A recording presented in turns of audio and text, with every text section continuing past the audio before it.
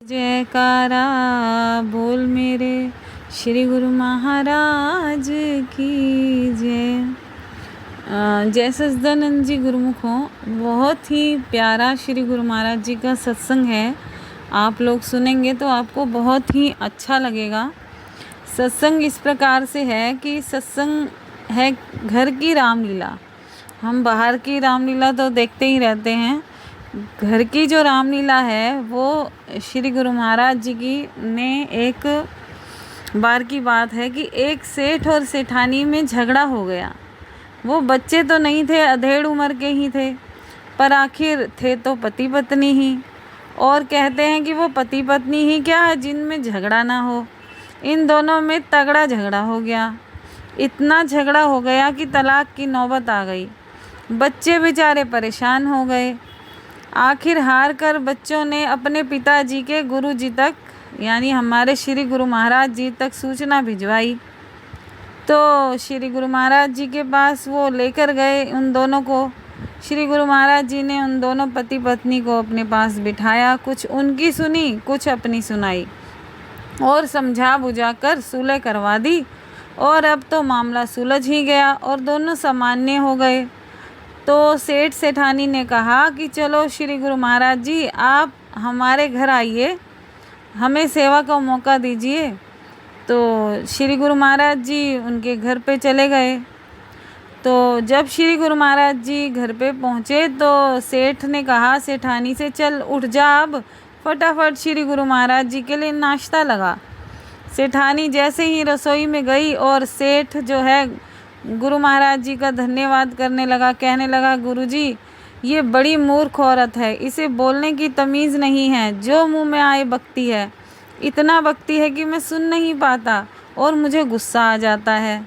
फिर चलो छोड़ो इस बात को, अच्छा है अब आप आ गए हैं तो आप कुछ दिन तक यहीं ठहरें, हमें भी सेवा का मौका दें। और वैसे भी आजकल शहर में रामलीला चल रही है तो मैं रोज़ आपको रात को रामलीला दिखाने ले चला करूँगा। गुरुजी ने कहा, रामलीला? बचपन में गांव में रामलीला होती थी तब देखा करता था। यह तो बड़ी ही सुंदर बात है कि तुम्हें भी रामलीला देखना अच्छा लगता है। सेठ, अच्छा लगता है? अरे गुरुजी मैं तो कई साल पहले खुद भी रामलीला में अभिनय करता रहा हूँ। गुरुजी ने कहा, अच्छा तो तुम रामलीला में क्या बनते थे? तो सेठ जी झेंप गए और झेंप के कहने लगे कि अब आप मेरा चेहरा देखकर तो समझ ही सकते हो कि मैं क्या बनता था। तो वो बोलने लगा, गुरुजी, गुरु महाराज जी मैं राक्षस बना करता था। तो गुरुजी कहने लगे, एक बात है, जब तुम राक्षस बनते होगे तो कलाकार जो बानर बनते होंगे वो आपको भला बुरा भी कहते होंगे।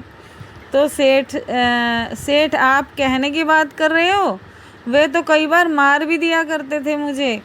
गुरुजी बोले, अच्छा तब तो तुम्हें बड़ा ही गुस्सा आता होगा। तो सेठ बोला, नहीं नहीं गुरुजी आप कैसी बात करते हो, इसमें गुस्से की क्या बात, वह तो रामलीला है ना।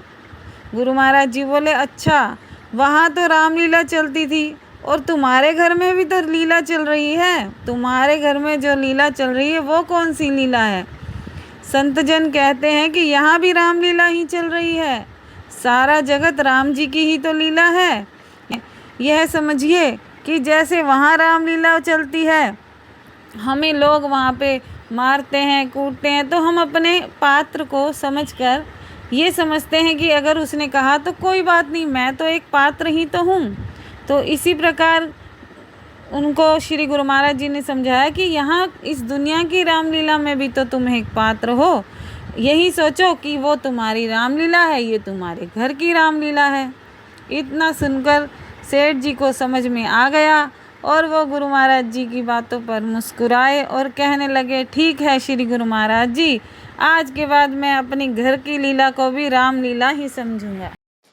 बोलो जयकारा बोल मेरे श्री गुरु महाराज की जय।